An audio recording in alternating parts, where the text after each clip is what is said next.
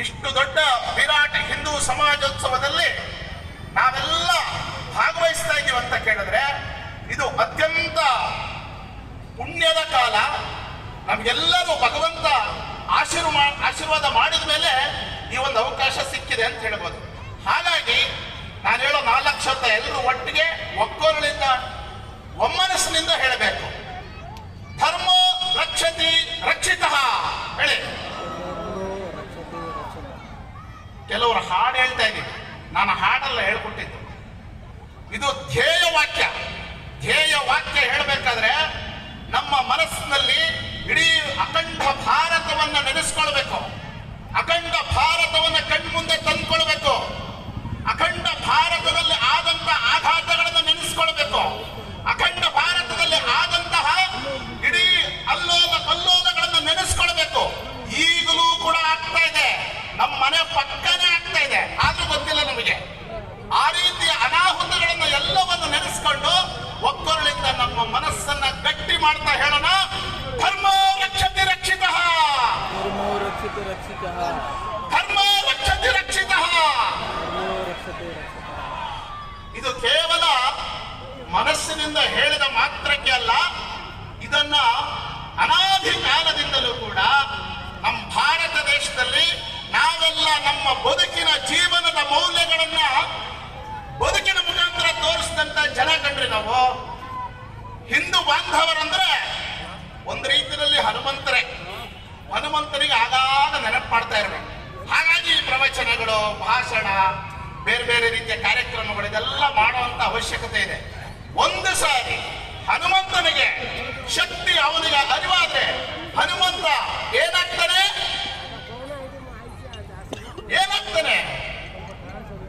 ನೋಡಿ. ನಮ್ಮ ಹಿಂದೂ ಸಮಾಜ ಹೀಗೆ ಇರೋದು ಸರಿತಾನೆ.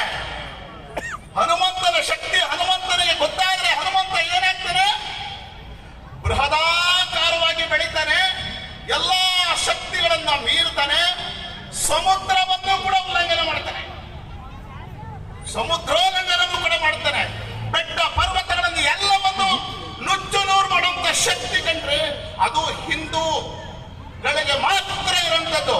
ಇವತ್ತು ನೀವೆಲ್ಲರೂ ಹೇಳಿ, ಎಲ್ಲಾದ್ರೂ ವೇದಿಕೆ ಹೋಗಿ ನಿಂತು ವೇದಿಕೆ ಮೇಲೆ ನಿಂತ್ಕೊಂಡು ಯಾವುದೇ ಕಾರ್ಯಕ್ರಮದಲ್ಲಿ ಅಥವಾ ಯಾವುದೇ ಜನರ ಬಗ್ಗೆ ನಾನೊಬ್ಬ ನಿಜವಾದ ಹಿಂದೂ ಅಂತ ಹೇಳೋದಕ್ಕೆ ಸಾಧ್ಯ ಇದೆಯೋ ಇಲ್ವೋ?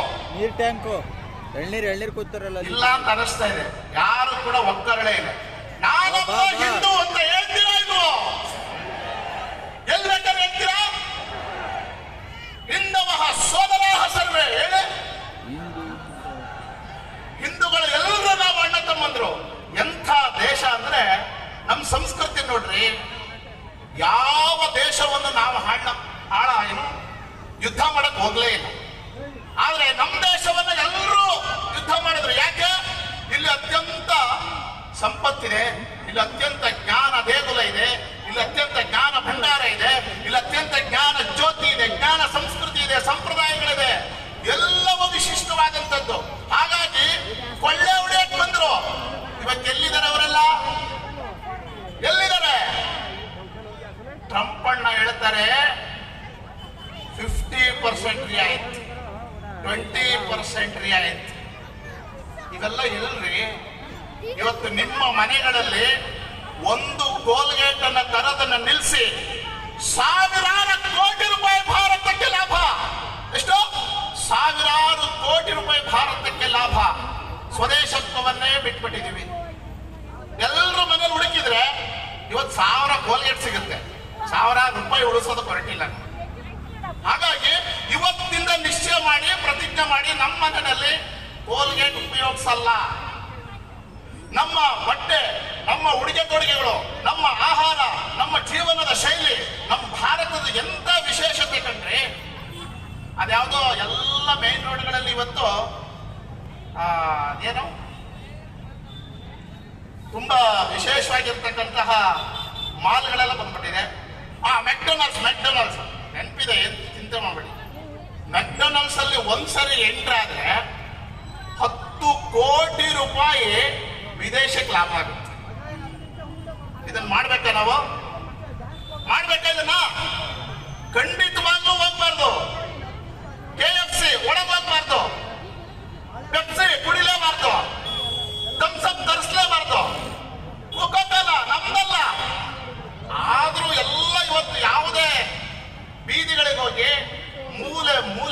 ಬಿದ್ದಿರತ್ ಕಣ್ರಿ. ಯಾವುದೇ ಹಳ್ಳಿಗೆ ಹೋಗೋಕ್ಕಿಂತ ಮುಂಚೆ ಎಲ್ಲ ಹಳ್ಳಿಗೆ ಹೋದ್ರೆ ಭಗವಂತನ ದರ್ಶನ ಆಗ್ತಾ ಇತ್ತು. ಈಗ ಹಳ್ಳಿಗೆ ಹೋದ್ರೆ ಎಲ್ಲ ಬಾಟ್ಲುಗಳ ದರ್ಶನ ಆಗುತ್ತೆ. ಇಂಥ ಪರಿಸ್ಥಿತಿ ನಮ್ಮ ದೇಶಕ್ಕೆ ಬಂದಿದೆ. ಈಗಲೂ ಕೂಡ ನಾವು ಎಚ್ಚೆತ್ತುಕೊಳ್ಳಿಲ್ಲ ಅಂದ್ರೆ ಸ್ವಾಮೀಜಿಗಳು ಆಶೀರ್ವಚನ ಕೊಟ್ಟಂತ ಅನೇಕ ಭಾವನಾತ್ಮಕ ಚಿಂತನೆಗಳು ಎಂತ ದೇಶ ಕಂಡ್ರಿ. ನಮಗೆಲ್ಲ ಒಂದ್ಸರಿ ನಮ್ಮ ದೇಶದ ಕೆಲವು ಕಲ್ಪನೆಗಳನ್ನ, ಕೆಲವು ಪರಿಕಲ್ಪನೆಗಳನ್ನ, ಕೆಲವು ಜ್ಞಾನಗಳನ್ನ ಅರಗಿಸ್ಕೊಂಡ್ರೆ ಸಾಕು, ಕೇಳಿಸ್ಕೊಂಡ್ರೆ ಸಾಕು. ನೀವೇನು ಅದನ್ನ ಓದ್ಬೇಕಾಗಿಲ್ಲ. ನಮ್ಮ ದೇಶದ ಎಂಥ ಭೌಗೋಳಿಕವಾಗಿ ರಕ್ಷಣೆ ಮಾಡುವಂತ ಒಂದು ಸೈನ್ಯ ಅಂತ ಕೇಳಿದ್ರೆ ಅವರ ಮನಸ್ಸಿನಲ್ಲಿ ಹೇಗೆ ವಿಷಯಗಳನ್ನ ತುಂಬ್ತಾರೆ ಅಂತ ಕೇಳಿದ್ರೆ, ಇಡೀ ದೇಶದ ಗಡಿಯನ್ನ ಕಾಯ್ತಾ ಇರ್ತಕ್ಕಂಥ ಪ್ರತಿಯೊಬ್ಬ ಸೈನಿಕ ತನ್ನ ಜೀವನವನ್ನು ಲೆಕ್ಕಿಸದೆ ಪ್ರಾಣ ಕೊಟ್ಬಿಡ್ತಾನೆ. ದೇಶದ ಒಳಗಡೆ ಇರ್ತಕ್ಕಂಥ ಸೈನಿಕರು, ನಾವೆಲ್ಲ ಹಿಂದೂ ಬಾಂಧವರು, ನಾವು ಯಾವುದನ್ನು ಲೆಕ್ಕಿಸೋದಕ್ಕೆ ಪ್ರಾಣ ಕೊಟ್ಟರೂ ಸಿದ್ಧ ಇಲ್ಲ. ನಾವು ಈ ಸಂಸ್ಕೃತಿಯನ್ನ, ಈ ಧರ್ಮವನ್ನ, ಈ ರಾಷ್ಟ್ರವನ್ನ ನಾವು ಕಾಪಾಡ್ತೀವಿ ಅಂತಕ್ಕಂಥ ನಂಬಿಕೆ ಇಟ್ಕೊಂಡು ಬದುಕ್ತಾ ಇರ್ತಕ್ಕಂಥವ್ರು. ಹಾಗಾಗಿ ಆ ನಂಬಿಕೆಯಲ್ಲಿ ಅನೇಕರು ತಮ್ಮ ಪ್ರಾಣವನ್ನು ಕೂಡ ಕಳೆದುಕೊಳ್ತಾರೆ. ಅವ್ರಿಗೆಲ್ಲ ಒಂದ್ಸರಿ ನಿಮ್ಗೆಲ್ಲ ಗೊತ್ತಿರ್ಬೋದು, ಕಾರ್ಗಿಲ್ ಯುದ್ಧದ ಸಂದರ್ಭದಲ್ಲಿ ಮನೋಜ್ ಕುಮಾರ್ ಪಾಂಡೆ ಅಂತಕ್ಕಂಥ 22 ವರ್ಷದ ಒಬ್ಬ ಹುಡುಗ ಇಂಜಿನಿಯರಿಂಗ್ ಆಗತಾನೆ ಮುಗಿಸಿ ಪರಮವೀರ್ ಚಕ್ರ ಬೇಕು ಅಂತ ಉದ್ದೇಶ ಇಟ್ಕೊಂಡು ಇಂಟರ್ವ್ಯೂಗೆ ಹೋಗ್ತಾನೆ. ಇಂಟರ್ವ್ಯೂ ಎಲ್ಲ ಪಾಸ್ ಆಗುತ್ತೆ. ಕೊನೆ ಭಾಗದಲ್ಲಿ ಆ ಇಂಟರ್ವ್ಯೂ ಸಂದರ್ಭದಲ್ಲಿ ಮನೋಜ್ ಕುಮಾರ್ ಪಾಂಡೆಗೆ ಒಂದು ಕೊನೆಯ ಪ್ರಶ್ನೆ ಕೇಳ್ತಾರೆ. ಅಲ್ಲ ಕಣಪ್ಪ, ನೀನು ಇಂಜಿನಿಯರಿಂಗ್ ಅಲ್ಲಿ ಫಸ್ಟ್ ರ್ಯಾಂಕ್ ಬಂದಿದೀಯ, ಒಳ್ಳೆ ಕೆಲಸ ಸಿಗ್ತಾ ಇತ್ತು, ನಿನಗೆ ಒಳ್ಳೆ ಸಂಬಳ ಸಿಗ್ತಾ ಇತ್ತು, ಎಲ್ಲ ಬಿಟ್ಬಿಟ್ಟು ಸೈನಿಕವನ್ನು ಸೇರ್ಕೋಬೇಕು ಅಂತೇಳಿ ಕೇಳ್ತಿದ್ಯಲ್ಲಪ್ಪ, ಏನಾಗಿದೆ ನಿನಗೆ ಅಂತೇಳಿ ಪ್ರಶ್ನೆ ಕೇಳಿದಾಗ ಅವ್ನು ಉತ್ತರ ಕೊಡ್ತಾನೆ, ಪರಮವೀರ್ ಚಕ್ರ ಇಲ್ಲಿ ಬಿಟ್ರೆ ಎಲ್ಲೂ ಸಿಗಲ್ಲ ಕಣ್ರಿ, ಅದಕ್ಕೋಸ್ಕರ ಇಲ್ಲಿ ಬಂದಿದ್ದೀನಿ. ಅವ್ನು ಇಂಟರ್ವ್ಯೂ ಸೆಲೆಕ್ಟ್ ಆಗ್ತಾನೆ. ಇಂಟರ್ವ್ಯೂ ಸೆಲೆಕ್ಟ್ ಆಗಿ 2 ವರ್ಷಕ್ಕೆ ಯುದ್ಧ ಘೋಷಣೆ ಆಗುತ್ತೆ.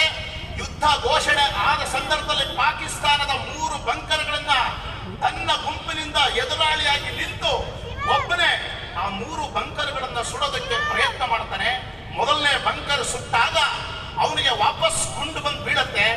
ಬಲಗೈ ಪೂರ್ತಿ ಕೆಳಗಡೆ ನೇತಾಡ್ತಾ ಇರುತ್ತೆ. ತನ್ನ ಸ್ನೇಹಿತನನ್ನ, ಪಕ್ಕದ ಸೈನಿಕನನ್ನ ಕರೆದು ಹೇಳ್ತೇನೆ, ನನ್ನ ಕೈ ನೇತಾಡ್ತಾ ಇದೆ, ಗುಂಡು ಬಿದ್ದಿದೆ, ನನ್ನ ಪ್ರಾಣ ಹೋಗಿಲ್ಲ, ಇನ್ನೂ 2 ಬಂಕರ್ಗಳನ್ನು ನಾನು ಹೊಡೆಯುವಂತ ಅವಶ್ಯಕತೆ ಇದೆ, ನಾನು ಅದನ್ನು ಕಂಪ್ಲೀಟ್ ಮಾಡಬೇಕು, ನನ್ನ ಬಲಗೈ ನೇತಾಡ್ತಾ ಇರೋದನ್ನ ಹಿಂದ್ಗಡೆ ಕಟ್ಟು ಅಂತೇಳಿ ಅದನ್ನ ಕಟ್ಟಿಸ್ಕೊಂಡು ಎಡಗೈಯಿಂದ ಶೂಟ್ ಮಾಡ್ತಾನೆ. 2ನೇ ಬಂಕರ್ ಅನ್ನು ಹೊಡಿತಾನೆ. 3 ಬಂಕರ್ಗಳ ಹೊಡೆಯುವಾಗ ಆ ಕಡೆಯಿಂದ ನೇರ ಗುಂಡು ಬಂದು ಬೀಳುತ್ತೆ. ಬಿದ್ದು ತನ್ನ ಪ್ರಾಣ ಹೋಗೋದಕ್ಕಿಂತ ಮುಂಚೆ ಕೊನೆ ವಾಕ್ಯ ಏನ್ ಹೇಳ್ತಾನೆ ಗೊತ್ತೇನೋ? ಅಕಸ್ಮಾತ್ ಆಗಿ ನನ್ನ ರಕ್ತದ ತಾಕತ್ ಏನಾದ್ರೂ ತೋರಿಸ್ಬೇಕು ಅಂತಿದ್ರೆ ಆ ಮೃತ್ಯು ಬಂದು ನನ್ನನ್ನು ತಕೊಂಡೋಗ್ತಿದ್ದಾನಲ್ಲ ಅವನನ್ನೇ ಕೊಂದಾಕ್ಬಿಡ್ತಿದ್ದಾನೆ ಅಂತ ಹೇಳ್ತಾನೆ. ಪ್ರಾಣ ಬಿಡುತ್ತಾನೆ. ಪ್ರಾಣ ಬಿಟ್ಟಂತ ಸಂದರ್ಭದಲ್ಲಿ ಅವರ ತಂದೆ ತಾಯಿಯವರ ಪರಮವೀರ್ ಚಕ್ರ ಸ್ವೀಕಾರ ಮಾಡ್ತಾರೆ ಕಣ್ರಿ. ಮಾಡಿದ ಮೇಲೆ ಆ ದೇಶದ ಮಗ ಅಂತೇಳಿ ತಂದೆ ತಾಯಿ ಇಡೀ ಪೂರ್ತಿ ಪ್ರೆಸ್ ಕಾನ್ಫರೆನ್ಸ್ ಅಲ್ಲಿ ಹೇಳ್ತಾರೆ, ಕೇವಲ ಅವರು ನಮ್ಮ ಮಗ ಅಲ್ಲ, ಇಡೀ ದೇಶದ ಮಗ.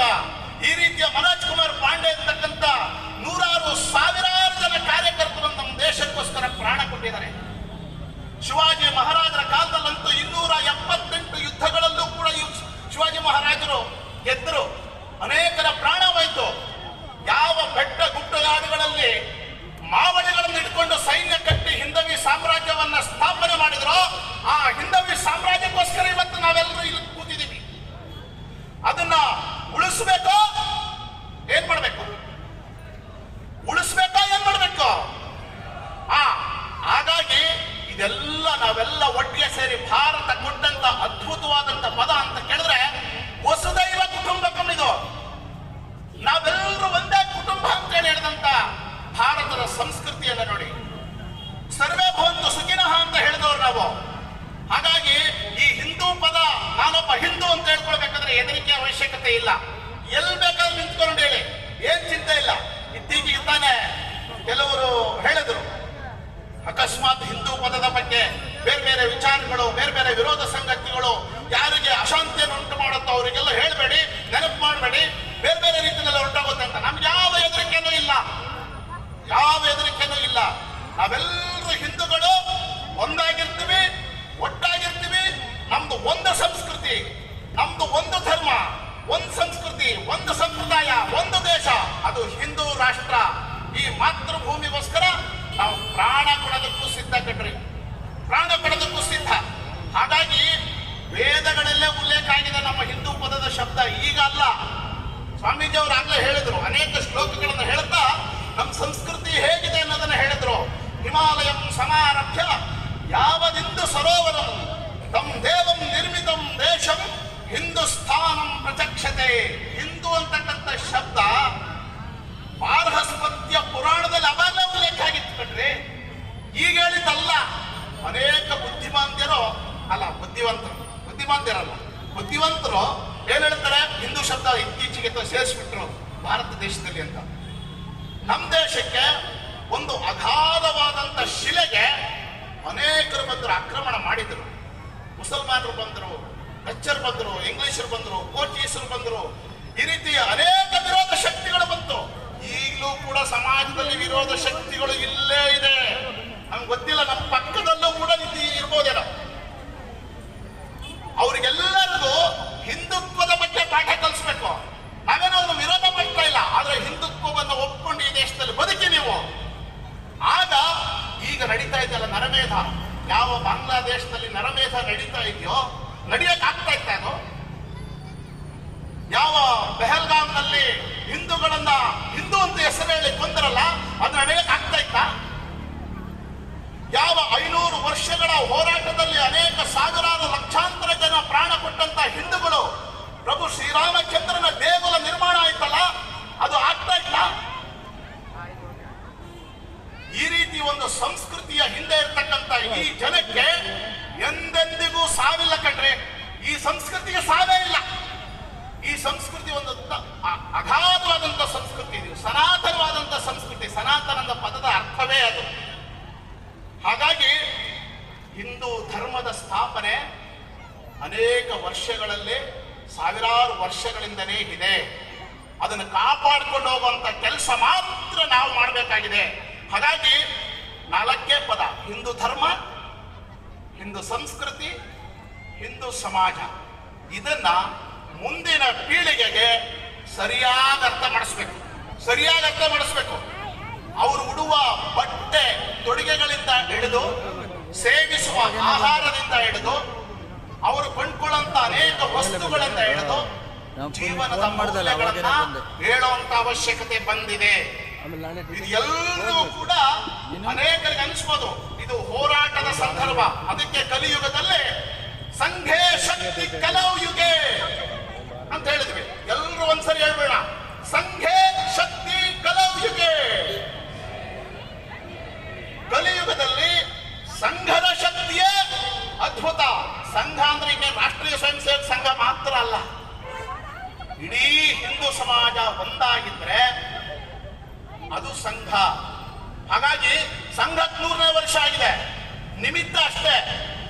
ಪ್ರಭು ಶ್ರೀರಾಮಚಂದ್ರನ ಪ್ರತಿಷ್ಠಾಪನೆ ಆಯಿತು ಕಳೆದ ವರ್ಷ ಜನವರಿ 22ನೇ ತಾರೀಕು. ನಿಮಿತ್ತ ಅಷ್ಟೇ. ಇಡೀ ದೇಶದಲ್ಲಿ ಎಲ್ಲರೂ ಮುಂದೆ ಬಂದು ಪ್ರಭು ಶ್ರೀರಾಮಚಂದ್ರನ ದೇಗುಲಕ್ಕೆ ದೇಣಿಗೆ ಕೊಟ್ರೋ ಇಲ್ವೋ? ಓದಂತ ಎಲ್ಲ ಮನೆಗಳಲ್ಲೂ ಕೊಟ್ಟರು.